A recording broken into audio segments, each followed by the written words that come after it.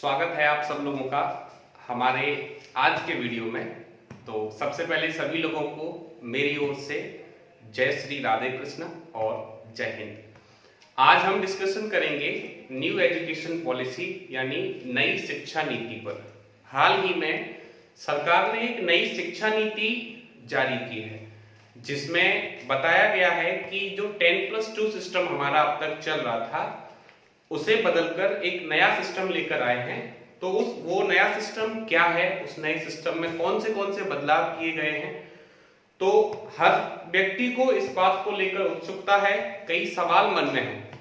तो आज मैं आपको बहुत आसान भाषा में नई शिक्षा नीति को समझाऊंगा।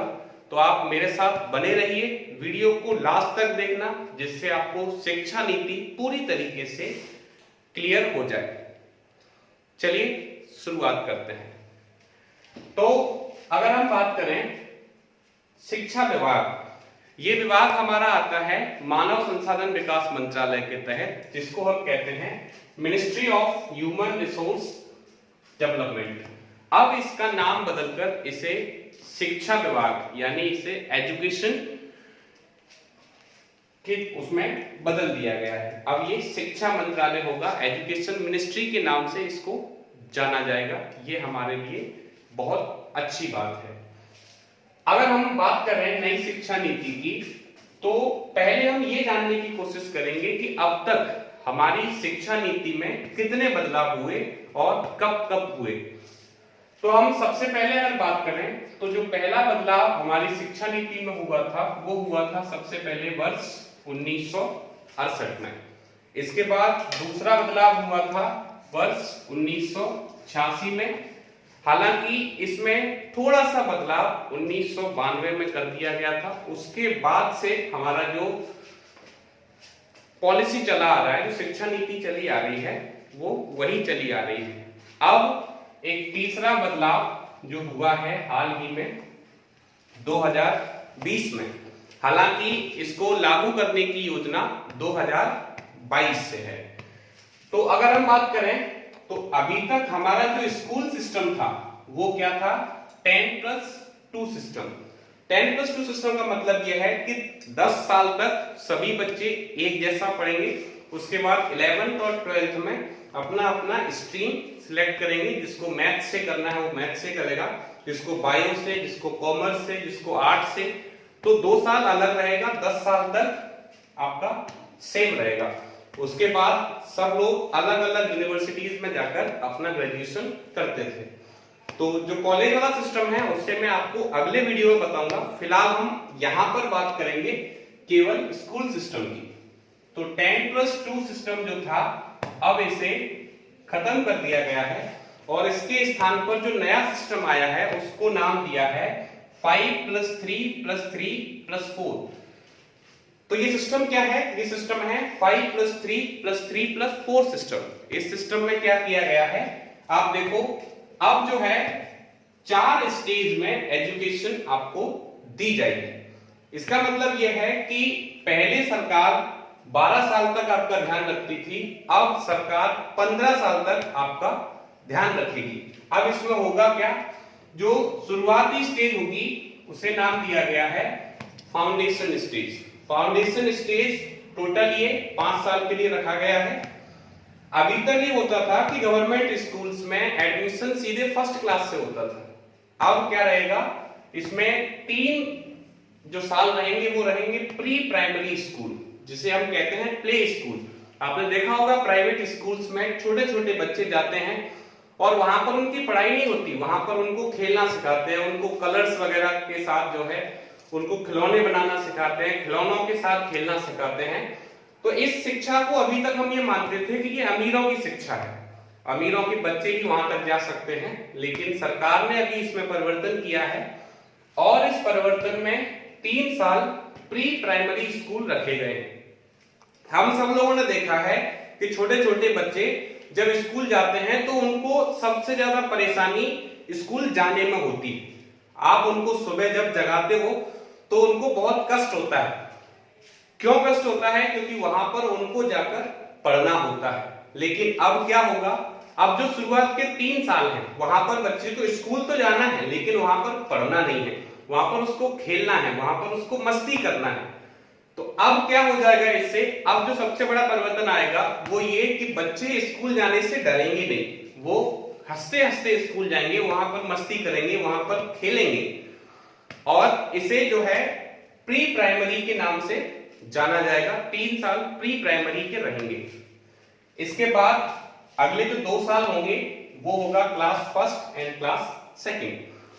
क्लास फर्स्ट और क्लास सेकंड के लिए भी अच्छी बात ये रखी गई है कि इन क्लासेस में कोई भी एग्जाम नहीं होगा, यानी बच्चों को पता ही नहीं चलेगा कि वो कब क्लास फर्स्ट से क्लास सेकंड में आ गए और कब क्लास सेकंड से क्लास थर्ड में आगे बढ़ गए, यानी बिना एग्जाम के उनको प्रमोट किया जाएगा।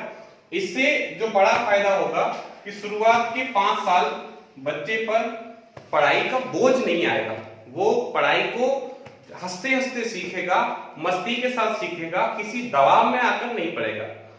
तो ये हमारे लिए एक बहुत अच्छी बात है, बहुत अच्छा बदलाव किया गया है। हालांकि इसको लागू करना अभी उतना आसान नहीं दिख रहा है, फिर भी सरकार की जो योजना है उसके हिसाब से पहला बदलाव तो यही है।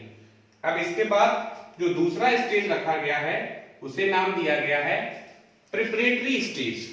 ये स्टेज आपका रहेगा क्लास 3 से लेकर क्लास 5 तक। इसमें जो सबसे अच्छी बात यह है कि बच्चे को जो शिक्षा दी जाएगी वो उसकी रीजनल लैंग्वेज, जो उसकी लोकल लैंग्वेज है, उसकी जो मातृभाषा है, उसमें उसको ये शिक्षा दी जाएगी। तो बच्चे कोई भी चीज अपनी मातृभाषा में बहुत जल्दी सीखते हैं।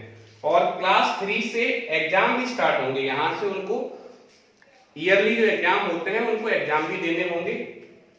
यहां पर एक बात जरूर ये रखी गई है कि रीजनल लैंग्वेज में पढ़ाना कंपलसरी नहीं है, मतलब ये थोपा नहीं जाएगा कि आपको रीजनल लैंग्वेज में ही पढ़ाना है।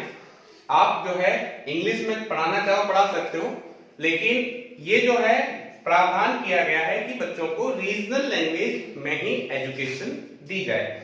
इसके साथ साथ इसमें एक्टिविटी भी जोड़ दी गई है जो बड़े बड़े प्राइवेट स्कूल्स में कराई जाती हैं, अब वो जो है यहाँ पर भी आपको बच्चों को कराई जाएंगी। तो इससे जो है बच्चों को यहाँ पर कितना है, टोटल 3 से 5 तक जाएगा, तो 3 साल का समय हमने इसमें टोटल लगेगा। तीसरा जो स्टेज आता है उसको नाम दिया गया है मिडिल स्टेज। मिडिल स्टेज बहुत ही इंपॉर्टेंट स्टेज होता है। इसमें भी आपका 3 साल रहेगा, 6 to 8। इस स्टेज की खास बात यह है, जो बहुत बड़ा चेंज किया गया है, वो ये किया गया है कि इसमें वोकेशनल ट्रेनिंग होगी। वोकेशनल ट्रेनिंग का मतलब जैसे मान लो किसी को कुकिंग पसंद है, किसी को पेंटिंग पसंद है, किसी को गार्डनिंग पसंद है, किसी को लकड़ी का काम करना अच्छा लगता है, किसी को इलेक्ट्रिशियन का काम करना अच्छा लगता है, तो ये सारी ट्रेनिंग बच्चों को 6 से लेकर 8 क्लास तक दी जाएगी। इसके साथ साथ बच्चे को कंप्यूटर चलाना भी सिखाया जाएगा, उसको कंप्यूटर की कोडिंग सिखाई जाएगी। और बाकी के जो सब्जेक्ट्स हैं जैसे मैथ्स है, सोशल साइंस है, आर्ट्स है, तो वो सारे सब्जेक्ट तो रहेंगे ही रहेंगे। इसके साथ जो बड़ा बदलाव है वो यही किया गया है। अब तक हमारे देश में क्या रहता है कि मैथ, साइंस और इंग्लिश को ही ज्यादा रिस्पेक्ट मिलती है, बाकी चीजों को उतनी रिस्पेक्ट नहीं मिलती। तो जब ये एजुकेशन पॉलिसी आ जाएगी तो इसमें वोकेशनल ट्रेनिंग एक बहुत बड़ा चेंज माना गया है और एक बहुत बड़ा चेंज है जो मोस्टली जितने भी विकसित कंट्रीज हैं, जितने भी डेवलप्ड कंट्रीज हैं, उन सभी में ये पैटर्न पहले से चला आ रहा है। इसके बाद जो लास्ट स्टेज आएगी उस स्टेज को नाम दिया गया है सेकेंडरी स्टेज, जो कितने साल का रहेगा, टोटल 4 साल का, क्लास 9 से लेकर क्लास 12 तक। इसमें जो सबसे बड़ा बदलाव किया गया है वो ये है कि इसमें स्ट्रीम खत्म कर दिया है। इसमें पहले होता था कि बच्चा अगर साइंस में इंटरेस्टेड है तो मैथ्स लेगा या कॉमर्स लेगा या आर्ट्स लेगा, अब ऐसा कुछ नहीं होगा। सारी चीजें जो है अब बदल जाएंगी। अब बच्चे के पास क्या रहेगा, मल्टीपल सब्जेक्ट चुनने का उसके पास एक मौका रहेगा। जैसे मान लो अगर मुझे मैथ पसंद है, मैथ के साथ साथ मुझे मान लो बैंकिंग भी पसंद है, मुझे जो है हिस्ट्री भी पसंद है, तो अब यहाँ पर ये नहीं है कि आप ये सब्जेक्ट नहीं ले सकते या आपका ये स्ट्रीम है, अब ऐसा कोई स्ट्रीम ही नहीं रहेगा। सबसे अच्छी बात यही है कि अब आप जो सब्जेक्ट लेना चाहो आप वो सब्जेक्ट ले सकते हो और आप उस सब्जेक्ट के साथ पढ़ाई कर सकते हो। तो बहुत बड़ा चेंज है, आप अपनी मर्जी से जो सब्जेक्ट चुनना चाहो वो सब्जेक्ट चुन सकते हो और उसी के अकॉर्डिंग पढ़ाई भी कर सकते हो।